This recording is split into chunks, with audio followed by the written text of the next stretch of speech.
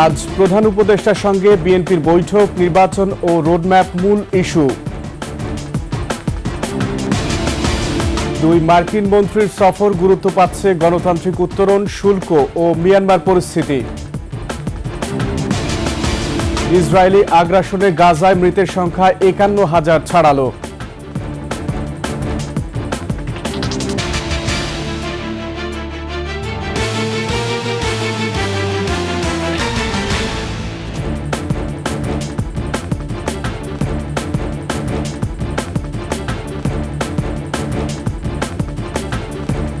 শুনছিলেন সংবাদ শিরোনাম। আমন্ত্রণ ২১ সংবাদের সাথে আছি আকবর হোসেন সুমন। দর্শক, ২১ টেলিভিশনের সংবাদ একই সাথে সরাসরি দেখতে পাবেন আমাদের ফেসবুক পেজ www.facebook.com/2124 অনলাইনে। এছাড়া সাবস্ক্রাইব করতে পারেন www.youtube.com/21etv চ্যানেলে। নির্বাচনী রোডম্যাপ সহ বিভিন্ন বিষয় নিয়ে আজ অন্তর্বর্তীকালীন সরকারের প্রধান উপদেষ্টা অধ্যাপক ডক্টর মোহাম্মদ ইউনূসের সঙ্গে সাক্ষাৎ করবে বিএনপি। প্রধান উপদেষ্টার বাসভবন রাষ্ট্রীয় অতিথি ভবন যমুনায় দুপুর ১২টায় এই বৈঠক অনুষ্ঠিত হবে। প্রধান উপদেষ্টার সঙ্গে বিএনপি মহাসচিবের নেতৃত্বে প্রতিনিধি দলের সদস্যরা সাক্ষাৎ করবেন। বিএনপি মহাসচিব ছাড়াও দলের বেশ কয়েকজন নেতা এতে অংশ নেবেন। আগামী জাতীয় সংসদ নির্বাচনের সময় নিয়ে যাতে বিভ্রান্তি না ছড়ায় এবং দ্রুত সময়ে যাতে নির্বাচনের রোডম্যাপ ঘোষণা করা হয়, সেই দাবি নিয়ে আজ বুধবার প্রধান উপদেষ্টা ডক্টর মোহাম্মদ ইউনূসের সঙ্গে বসতে যাচ্ছে বিএনপি। প্রয়োজনীয় সংস্কার শেষে চলতি বছরের ডিসেম্বরের মধ্যে নির্বাচনের কথাও জানাবেন দলের নেতারা। এছাড়াও বেলা ৩টায় জাতীয় ঐকমত্য কমিশনের সঙ্গে বিএনপির বৈঠক অনুষ্ঠিত হবার কথা রয়েছে।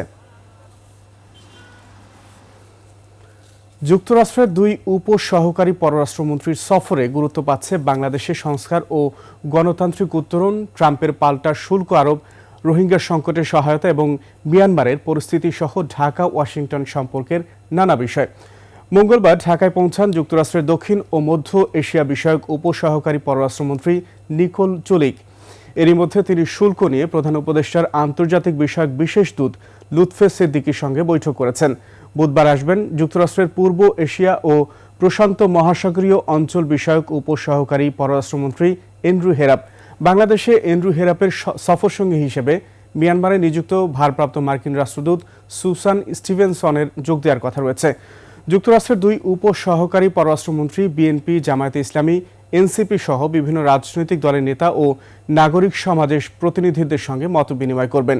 আগামী বৃহস্পতিবার পররাষ্ট্র উপদেষ্টা মোহাম্মদ তৌহিদ হোসেন, জাতীয় নিরাপত্তা উপদেষ্টা খলিলুর রহমান সহ সরকারের জ্যেষ্ঠ প্রতিনিধিদের সঙ্গে কথা বলবেন যুক্তরাষ্ট্রের দুই উপসহকারী পররাষ্ট্রমন্ত্রী। ১.৫ দশক পর ঢাকায় হতে যাচ্ছে বাংলাদেশ ও পাকিস্তানের পররাষ্ট্র সচিবদের বৈঠক। বৃহস্পতিবার রাষ্ট্রীয় অতিথি ভবন পদ্মায় বৈঠকে পররাষ্ট্র সচিব মোহাম্মদ জসিমউদ্দিন বাংলাদেশের এবং আমনা বালুচ পাকিস্তানের নেতৃত্ব দেবেন।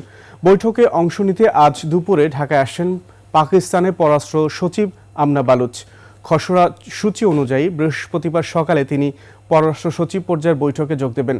বৈঠকে বাংলাদেশ পাকিস্তানের পররাষ্ট্র সচিব বাণিজ্য, বিনিয়োগ, প্রতিরক্ষা, কৃষি, তথ্য এবং যোগাযোগ প্রযুক্তি ও সংযুক্তি সহ নানা বিষয়ে আলোচনা করবেন। মধ্যাহ্ন ভোজের পর পররাষ্ট্র উপদেষ্টা তৌহিদ হোসেন এরপর প্রধান উপদেষ্টা অধ্যাপক মোহাম্মদ ইউনূসের সঙ্গে সৌজন্য সাক্ষাৎ করবেন।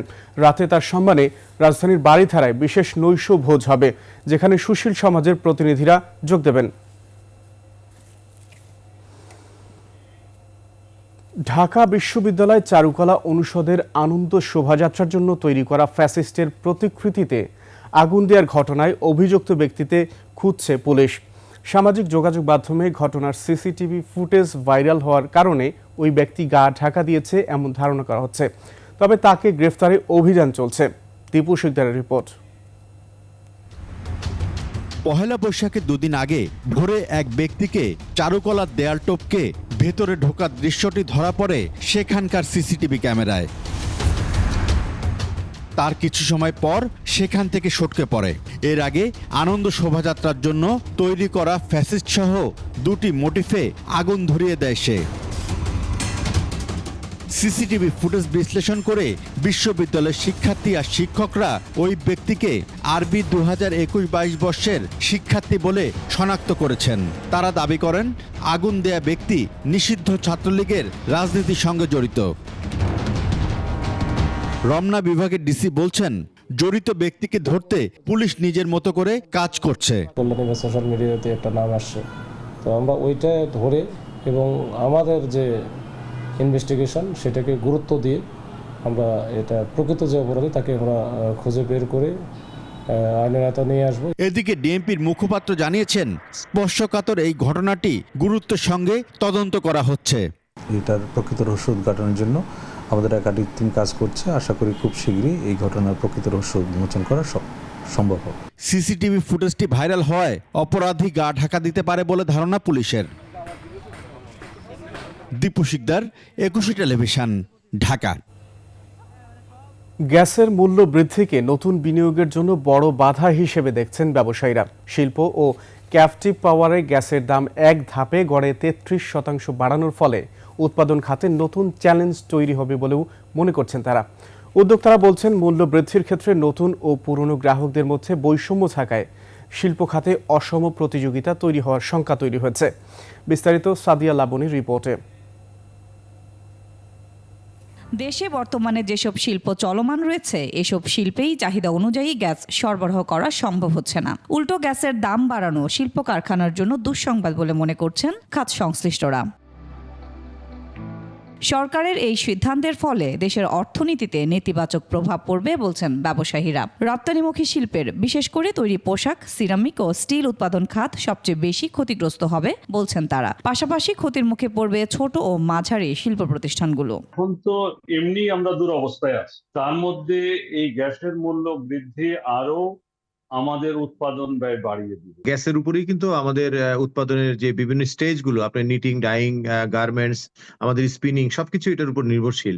তা আমরা যেভাবে কস্টিং করি, বাইরের সাথে যেভাবে আমরা নেগোসিয়েশন করে যে প্রাইস গুলো আনি, সেটা কিন্তু আমরা একটা স্থিতিশীল মনে করি। শিল্প মালিকরা বলছেন, দেশে একটি সফল বিনিয়োগ সম্মেলনের পর গ্যাসের এই মূল্য বৃদ্ধি বিদেশি বিনিয়োগকারীদের নেতিবাচক বার্তা দেবে, নিরুৎসাহিত হবে নতুন বিনিয়োগও। সদ্য সমাপ্ত বিনিয়োগের সম্মেলনে যে আশার সঞ্চার দেখিয়েছে বাংলাদেশ সরকার, আর তারা মানে যেতে না যেতেই গ্যাসের দাম বেড়ে গেল বা অন্যান্য আনুষঙ্গিক আরো অন্যান্য অনেক অসুবিধা তারা ফেস করবে বলে তারা মনে করছে।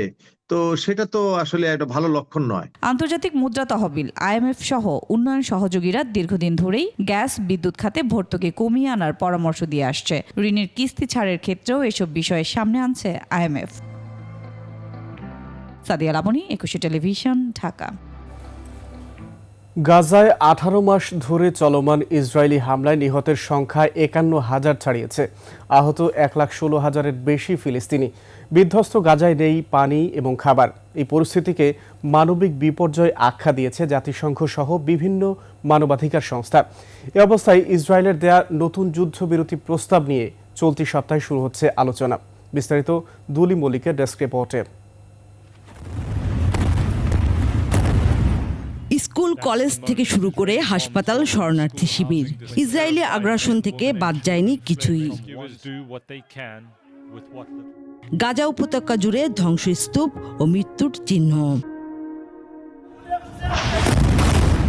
2023 সালের অক্টোবরে শুরু হওয়া ইসরায়েলি হামলা এখনো অব্যাহত। গেল 24 ঘন্টায় নিহত হয়েছে আরো 17 জন, আহত 69 জন। এ নিয়ে গেল 18 মাসে 51,000-এর বেশি ফিলিস্তিনি প্রাণ হারিয়েছে। চলতি বছরের 18 মার্চ ইসরায়েল যুদ্ধবিরতি লঙ্ঘন করে নতুন করে হামলা শুরুর পর গাজায় নিহত হয়েছে 1,500-এর বেশি ফিলিস্তিনি।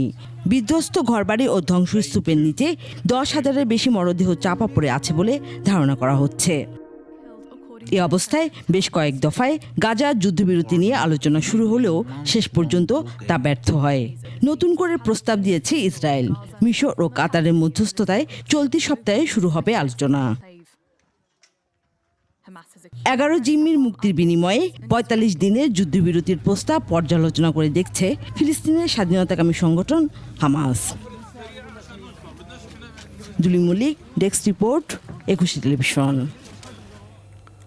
নিচ্ছি সংবাদ বিরতি। যখন ফিরছি তখন অন্যান্য সংবাদের সঙ্গে আরও থাকবে।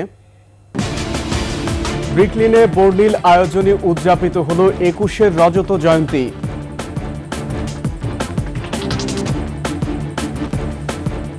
আবারও আমন্ত্রণ 21 সংবাদে। কক্সবাজারগামী প্রবাল এক্সপ্রেসের একটি বগিতে আগুন লাগলে লাফ দিয়ে পড়ে গুরুতর আহত হয়েছে এক দম্পতি। এ সময় তাদের কোলে থাকা ৮ মাস বয়সের শিশুটি মারা যায়। মঙ্গলবার রাত ৮টার দিকে কক্সবাজার চট্টগ্রাম রেল লাইনের লোহাগাড়া রাশিদার পাড়া গ্রামে এই ঘটনা ঘটে। লোহাগাড়া স্টেশনের সহকারী স্টেশন মাস্টার দিদার হোসেন জানান, চট্টগ্রাম থেকে ছেড়ে আসা প্রবাল এক্সপ্রেসের ড বগিতে শর্ট সার্কিটে আগুনের সূত্রপাত হয়। এতে যাত্রীদের মাঝে আতঙ্ক ছড়িয়ে পড়ে। ওই দম্পতি লাফিয়ে পড়লে হতাহতের ঘটনা ঘটে। এদিকে ট্রেনটি লোহাগাড়া স্টেশনে পৌঁছার আগেই আগুন নিয়ন্ত্রণে আসে বলে জানায় কর্তৃপক্ষ।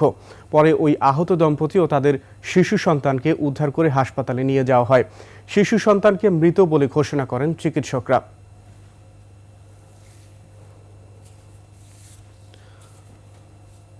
লন্ডনের ব্রিক লেনে বর্ণিল আয়োজনে উদযাপিত হল ২১শে টেলিভিশনের রজত জয়ন্তী।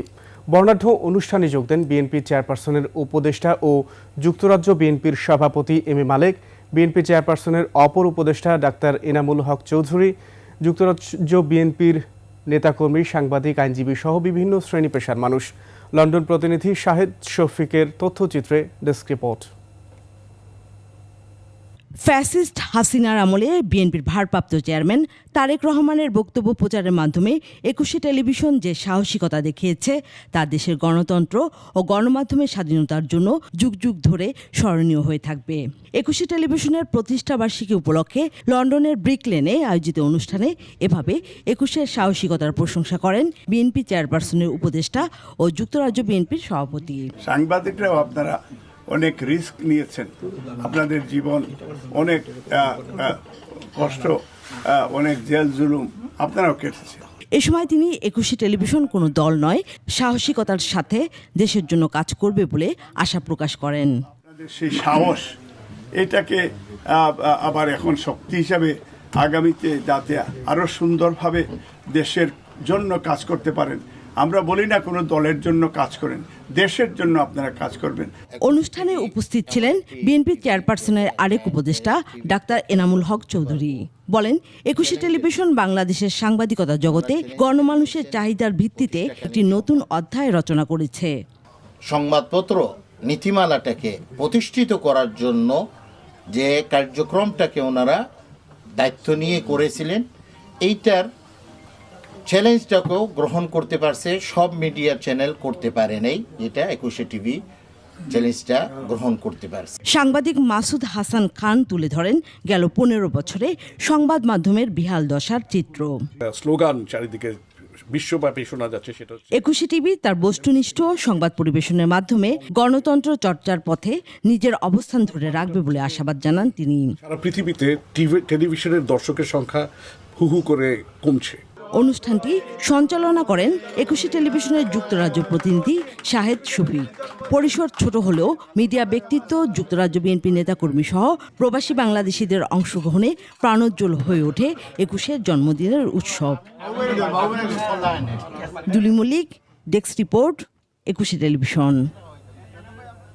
২৬শে পা রাখল ২১শে টেলিভিশন। প্রতিষ্ঠানটির রজত জয়ন্তী উপলক্ষে নানা আয়োজন হয় দেশ জুড়ে। দর্শক চাহিদা পূরণে ২১শে টিভি আগামী দিনেও অগ্রণী ভূমিকা রাখবে, এমন প্রত্যাশা ছিল দর্শকদের কণ্ঠে। প্রতিনিধিদের তথ্য ছবিতে ডেস্ক রিপোর্ট। ২১শে টেলিভিশনের ২৫ বছর পূর্তি ও রজত জয়ন্তী উপলক্ষে শেরপুরে কেক কাটা, র্যালি, আলোচনা সভা ও শিশুদের চিত্রাঙ্কন প্রতিযোগিতার আয়োজন করা হয়।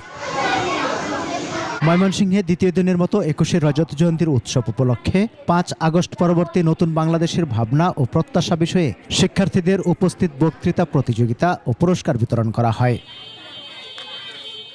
রাজবাড়ীতে ২১শে টেলিভিশনের রজত জয়ন্তীতে র্যালি, বৃক্ষরোপণ, সাংস্কৃতিক অনুষ্ঠান, কুইজ প্রতিযোগিতা, কৃতি শিক্ষার্থীদের মাঝে শিক্ষা উপকরণ বিতরণ, কেক কাটা ও আলোচনা সভা হয়েছে।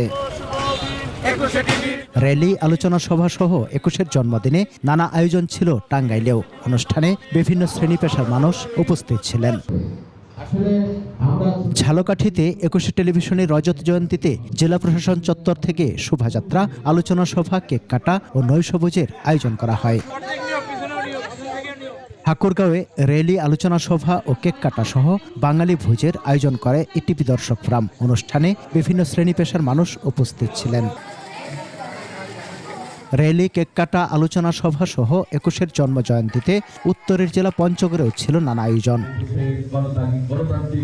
নানা আয়োজনে সিরাজগঞ্জের এনায়েতপুরে ২১শে টেলিভিশনের রজত জয়ন্তী উদযাপন করা হয়। আলোচনা সভা ছাড়াও ছিল ভর্তা ভাত ও ইলিশ ভাজায় হরিভোজন। সমর ইসলাম, ডেস্ক রিপোর্ট, ২১শে টেলিভিশন।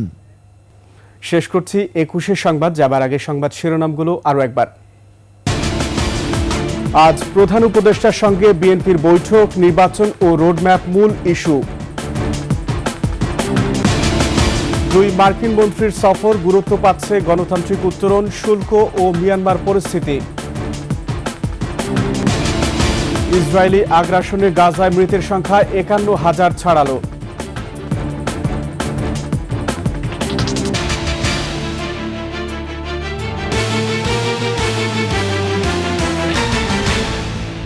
সর্বশেষ সংবাদ জানতে ডায়াল করুন 2021 নম্বরে আর ভিজিট করুন 21-tv.com এই ওয়েবসাইটে। ফেসবুকে ভিজিট করতে পারেন www.facebook.com/2124 অনলাইনে। এছাড়া সাবস্ক্রাইব করতে পারেন www.youtube.com/21etv চ্যানেলে। এতক্ষণ সঙ্গে থাকার জন্য ধন্যবাদ। পরবর্তী সংবাদ বেলা ১১টায় দেখার আমন্ত্রণ। ২১-এর সাথেই থাকুন।